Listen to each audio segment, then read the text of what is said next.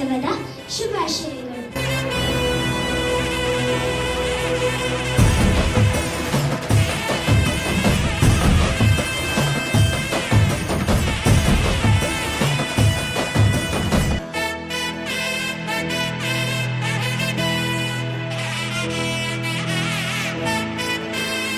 ಕಪ್ಪ ನೀವೇನು ಹೊತ್ತೀರಾ, ಬಿತ್ತೀರಾ ಅಥವಾ ಹಸಿದವರಿಗೆ ಅಂಬಲಿ ಕಾಯಿಸಿಕೊಟ್ಟೀರಾ?